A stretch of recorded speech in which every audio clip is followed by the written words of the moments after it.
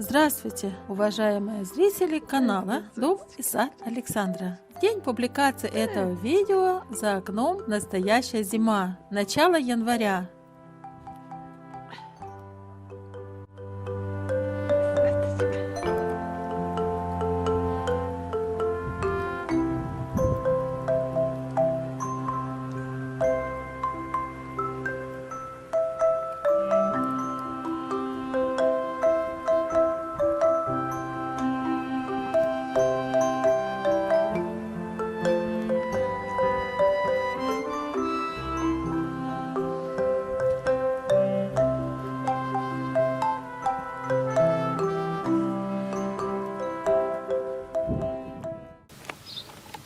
Но в архивах у меня сохранились прекрасные кадры цветения летников, их благоухания на подоконнике, и я просто не могла не поделиться с вами этим восхитительным видом, чтобы порадовать и других ценителей цветов.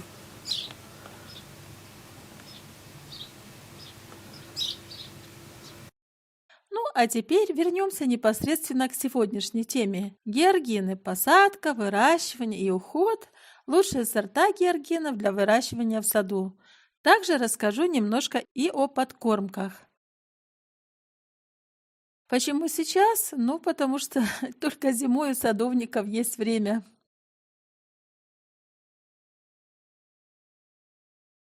Начну, пожалуй, с того, что георгины принадлежат к семейству астровых. Они очень теплолюбивы и не переносят наши морозы. Я живу в зоне зимостойкости 5Б, где температура может опускаться до минус 24 градусов Цельсия. Поэтому каждый год я их выращиваю либо из клубней, либо из семян, путем посадки весной, как только минуют возвратные заморозки. Георгин, на латыни далия, родом из Мексики и Центральной Америки. У нас его выращивают как клубневое растение, как картошку, которая не может зимовать в открытом грунте. Один из самых простых способов размножения георгинов – из семян. Семена у георгинов довольно крупные, прорастают очень быстро. Буквально на 5-7 день уже можно увидеть всходы при температуре плюс 22, плюс 25 градусов Цельсия. Вы можете собрать семена георгинов самостоятельно, как только цветы отцветут. Хорошо просушить и весной посеять. Однако сохранение сортности я вам не гарантирую. Все зависит от того, каким видом пыльцы был опылен цветок, собственным или принесенным извне. Именно опыление георгинов привело к получению такого невероятного количества сортов этих растений.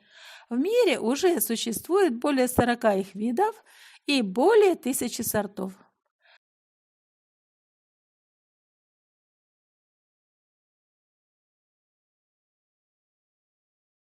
Небольшие сорта георгинов можно выращивать в горшках, что я и делаю. Сначала сею, затем пикирую и уже потом пересаживаю в горшки большей емкости для получения обильного цветения.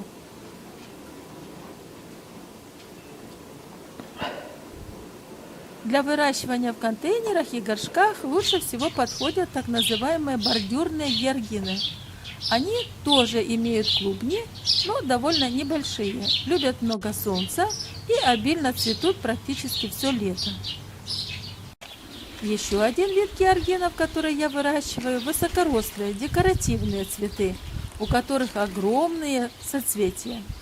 Эти растения очень требовательны к солнцу, любят плодородную почву, хороший полив и имеют цветы от 20 см в диаметре.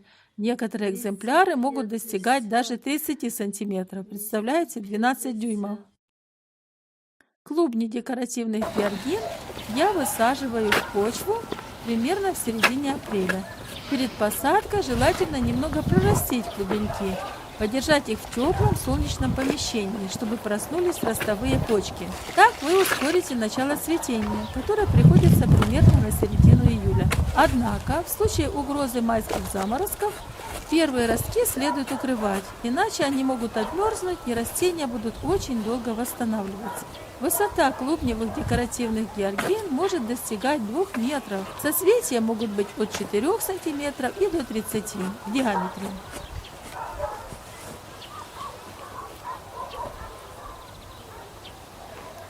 Несколько слов хочу сказать о подкормках. Георгины – прожорливые цветы. За сезон нужно сделать минимум 3-4 подкормки, если хотите иметь пышное, богатое цветение. Вот список этих подкормок. Первая подкормка азотная, лучше всего в нитратной форме, через 2 недели после посадки. Это может быть аммиачная селитра, столовая ложка на 10 литров воды, или настой коровика. 1 литр коровика тоже на 10 литров воды. Вторая подкормка в период бутонизации. Я обычно использую здесь комплексное удобрение с повышенным содержанием фосфора. Это может быть нитрофоска или амофос, или комплексное минеральное удобрение, в котором средняя цифра в формуле НПК самая большая. Следуйте инструкции, которые расскажут вам, как использовать то или иное удобрение в этом случае. Третья подкормка в начале цветения. Теперь нужно побольше фосфора и калия. Используем калийно-фосфорное удобрение суперфосфат, золу. По поводу суперфосфата, поскольку он на кальциевой основе, то, конечно, его нужно заранее замочить, чтобы получить более растворенный состав. Что касается золы, то обычно золу используют в количестве 1 стакана на 10 литров воды. И, наконец, 4-я подкормка в конце сезона цветения. У меня это период в начале октября, а у кого-то может быть еще и в августе. Все зависит от климатической зоны выращивания. Здесь тоже фосфорно-калийное удобрение без азота для подготовки растений к покою и укреплению их иммунитета. Вот еще одна красавица, выше меня ростом, ну просто красавица. А это вот ее маленький бутончик.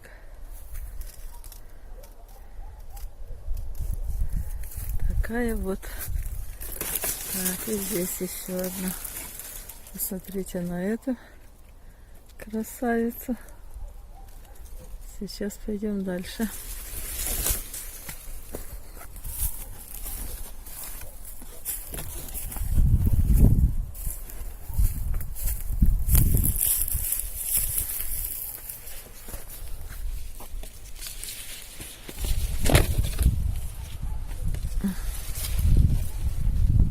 Еще одна. Вот такая вот. 1,80 м. Остаточки. Зимние остаточки. Сейчас еще одну покажу. Маленькая, уже холодно.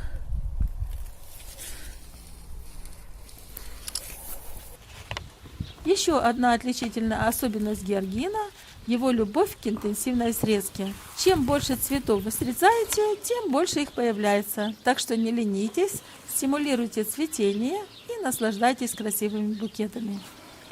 Правда, в жаркую погоду цветки георгина в букетах сохраняются недолго, 1-2 дня.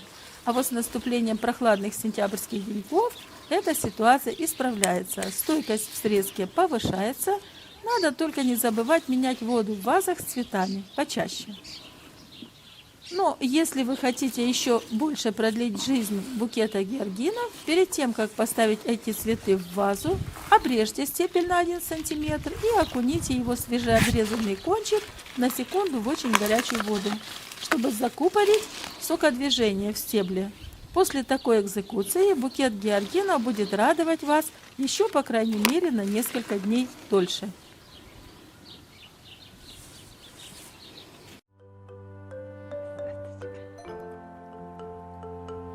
Теперь я хочу показать вам, какие сорта георгинов растут в моем саду.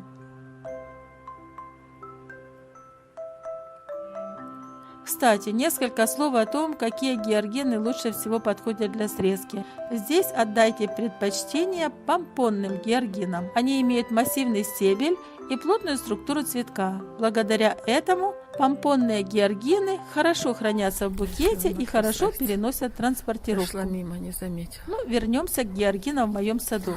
Здесь есть и декоративные высокорослые, и небольшие бордюрные растения. Давайте с ними познакомимся. Такой георгин. Этот уже немножко замерз, не разворачивается. Вот такой вот этот пониже. Красивейший. Возможно пройти мимо.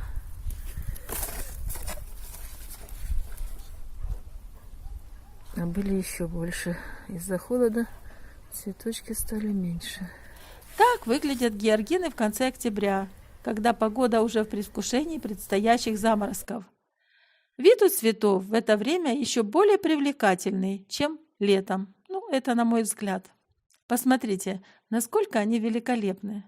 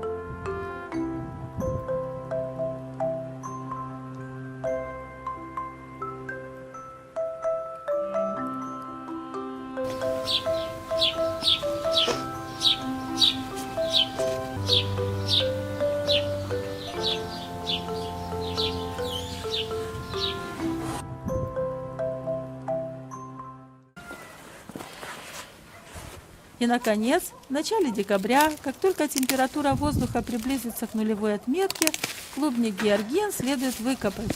Оставить небольшую часть стебля, на которой будут просыпаться первые ростовые почки весной.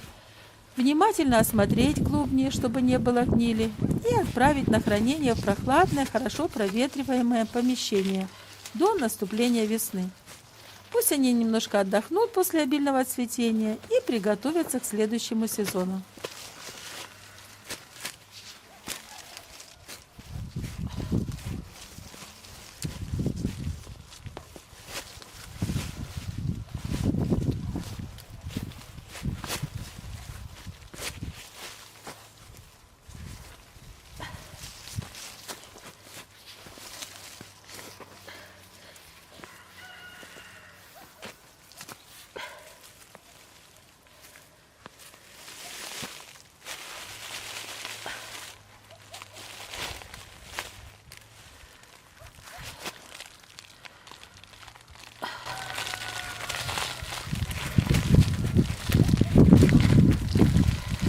Такие корни у георгина. Видите, уже начался рост новых побегов корневых. Посмотрите, как выглядит шейка. Вот это вот старая была, видите? А это вот новая уже.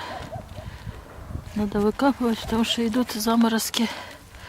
А георгин это теплолюбивое такое вот растение.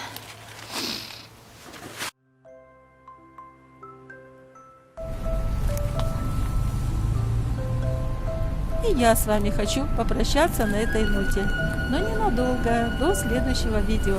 Не забудьте поднять большой пальчик вверх, чтобы я смогла и дальше снимать для вас интересные кадры о цветах.